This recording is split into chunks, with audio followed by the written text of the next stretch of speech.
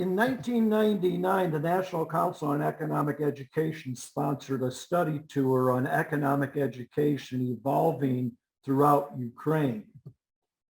What we're going to look at is Ukraine's economy from 1991 to 1999, and then moving forward through the next millennium in 2000 and beyond.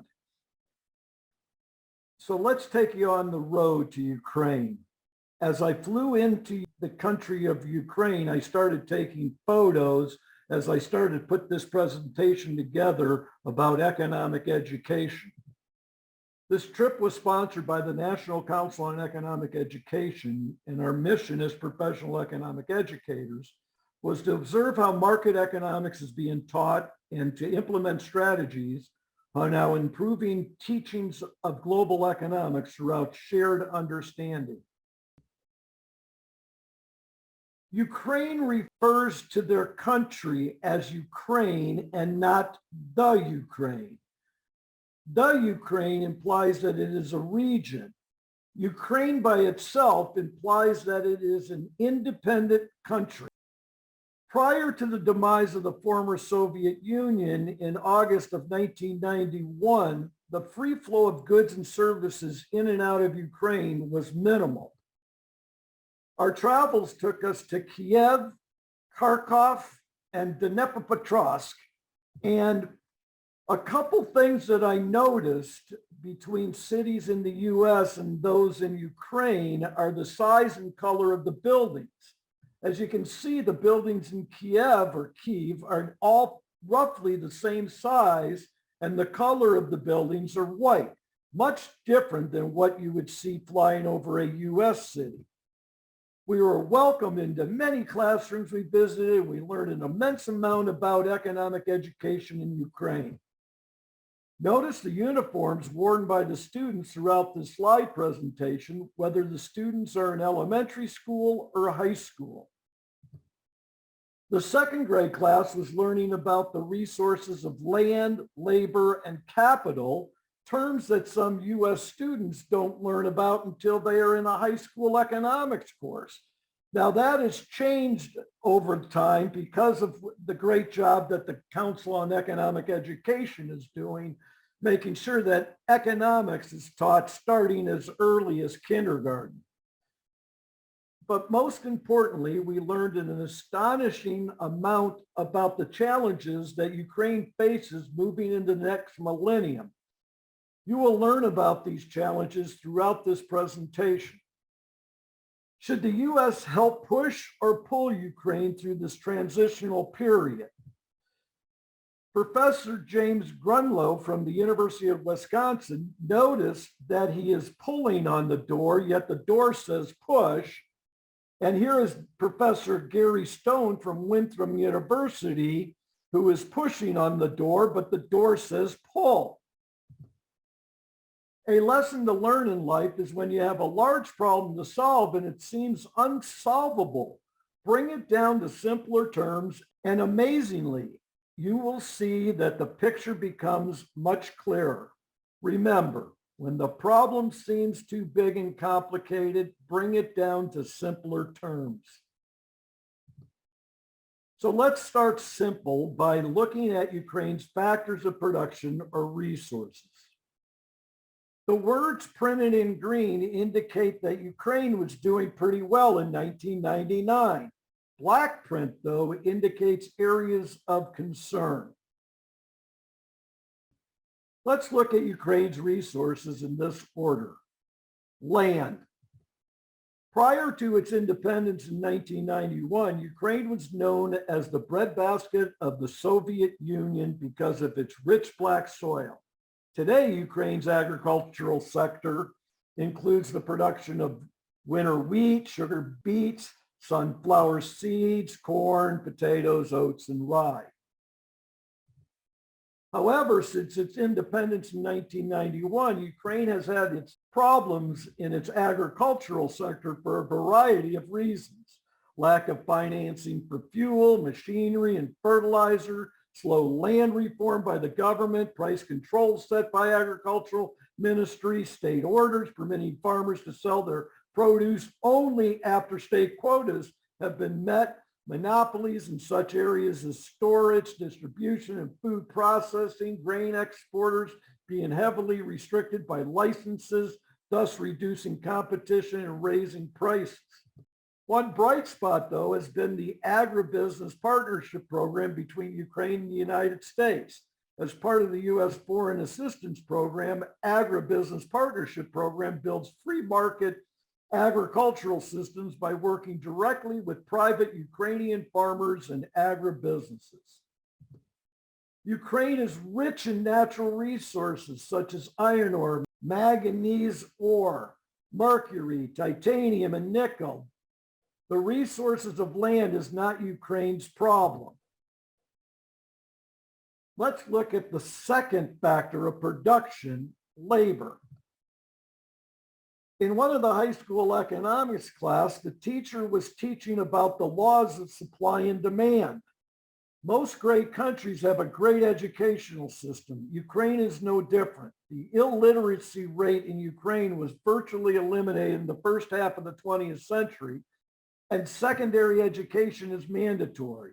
Both the United States and Ukraine have a literacy rate of 99%. A driving force in the growth of an individual and a country. Now, don't forget, these statistics are from 1999 and not 2022. When U.S. students think about occupations of individuals in former Soviet Union countries, many of them think that the military is one of the largest occupational areas. However, in 1999, Ukraine's defense expenditures made up only 2% of gross domestic product. When you look at this pie chart, you could see a lot of Ukraine's industry is in the construction industry, agriculture, education, and so forth. And a very small sliver of this pie is the military. As you can see, Ukraine is truly becoming a market economy. This next slide will surprise you a little bit. It is a comparison between Ukraine's unemployment rate and the United States unemployment rate from 1991 to 1997. If you notice, the unemployment rate of Ukraine in blue is a lot better than the unemployment rate shown for the US in red. Why is Ukraine's unemployment rate so much lower than the US's during this period of time? Well, the reason is simple. Statistics can be very misleading. Look at the graph below. This is the official or registered unemployment rate in Ukraine. This doesn't truly state what the real unemployment rate is. In 1991, the second economy, or the shadow economy, sometimes known as the black market economy, accounted for about 20% of all economic activity in Ukraine. By 1994, it was estimated to be 30%. And today, in 1999, this shadow economy in Ukraine is thought to be about 35% of current GDP. Every morning, when I went out on my walk and took photos, I saw workers with branch brooms sweeping the streets and the sidewalks and the streets in Kiev. Even though this worker might only work a couple hours a day, he is considered to be employed and not unemployed.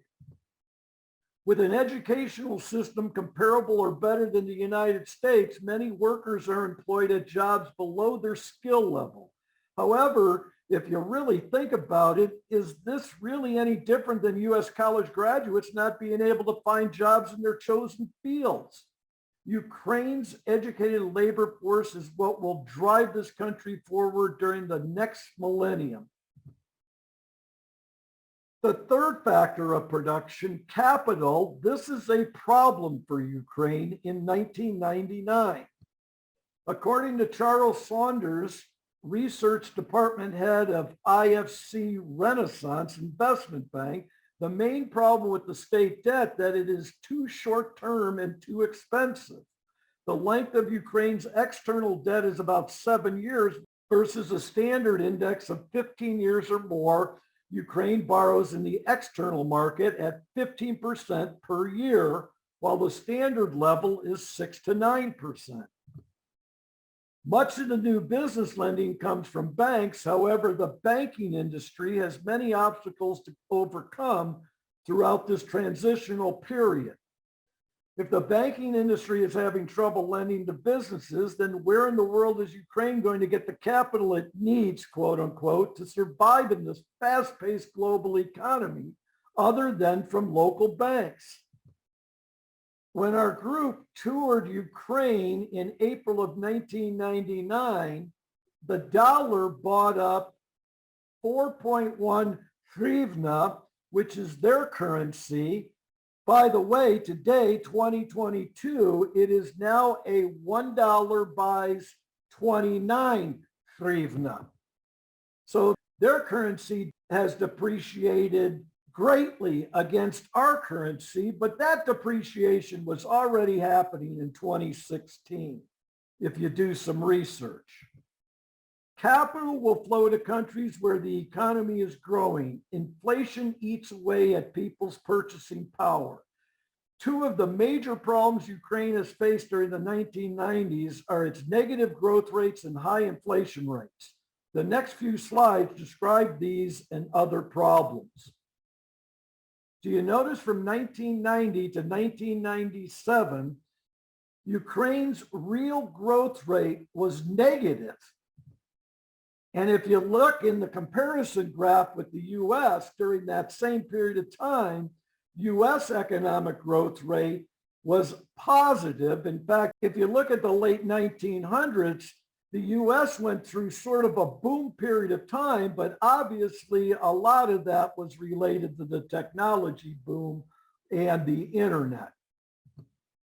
If you think the real GDP economic growth figures were bad for Ukraine during most of the 1990s, wait till you see Ukraine's inflation figures on the next slide. Ukraine in 1993 went through a period of time of hyperinflation, where inflation grew at a rate of 4,734%. If you learned anything about stagflation, you know that when inflation goes up and real GDP goes down, Ukraine was in a period of what's called stagflation. Hyperinflation and declining economic growth are two extremely negative variables that affected the capital market in Ukraine from 1991 to 1999. Corruption, though, is just one more element that Ukraine has going against it. If you look at the fourth factor of production, entrepreneurship, from 1992 to 1996, 480,000 enterprises changed their form of ownership from government-owned to private ownership in Ukraine. In 1996 alone, 20,000 enterprises changed to privatization, a 30% increase from 1995. Of all the enterprise privatized in Ukraine in 1996, 82.3% of them were small enterprises, 16% were medium and large, and approximately 1% incomplete construction projects. But what about entrepreneurs who are just starting out? Well, there is a service for Ukrainian entrepreneurs that helps those individuals who are thinking about starting a small business. In Kiev, which is now obviously pronounced Kyiv, there are several streets where entrepreneurs can sell their goods to tourists. Entrepreneurship seems to be more popular among the younger generation. Isn't this what market economics is all about? Being able to sell your goods or services in the marketplace with no government interference or limited government interference. Even though time isn't a factor of production per se in economics, we're going to look at the time of the past, the present, and the future. Ukraine's past is sunk, done, and over with. There is nothing that can be done to change the past. Ukraine's present has some really bright spots in the areas of land, labor, and entrepreneurship spirit. Ukraine's future, of course, depends. Are Ukrainians willing to continue their struggle during this transitional period to make themselves worse off in the short run, to make themselves better off in the long run? Ukraine has the infrastructure, although quite antiquated, to move goods to the market, but will those in charge use their know-how to find emerging markets and to use the resources available to capture those markets? Only time will tell.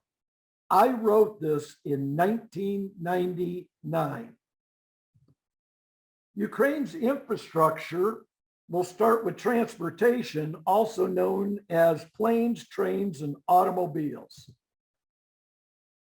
Kiev, which is now spelled Kyiv, had 3.2 million people in 1999. The airport is too small to serve such a large metropolitan area. If Ukraine wants to compete in the tourism industry, it must expand its airport operations.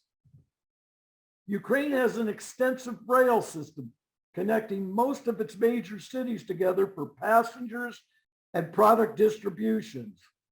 The trains are old and slow, requiring large capital outlays to improve efficiency. Sorry, I spelled improve incorrectly. This was the picture of Kiev when I was there. You notice how well dressed everybody is. The rail systems connect the subway systems, which connect to the heart of the cities. This is one of the most used forms of travel throughout Ukraine. A gallon of gasoline in Ukraine in April 1999 was around $1.80. Not a lot more expensive than in the US at that time.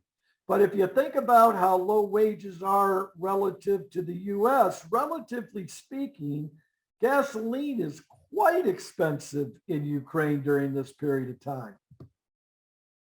I took this photo in Kharkov. And if you notice, the people are well dressed. The downtown area is full. This is St. Sophia Cathedral in Kiev, the capital of Ukraine. This was a statue that I took a picture of Lenin in the city of Kharkov. Infrastructure, communications, and energy. Prior to Ukraine's independence in 1991, individuals had to book international calls in advance. In some cities, it is still rather difficult to get connected for international calls. During the first quarter of 1996, 41,800 new telephones were installed. By the end of 1996, 224,000 new numbers were installed. Satellite communications crosses all borders regardless of governments. Fiber optics, satellite communication, video teleconferencing will transcend all borders, making all countries better off.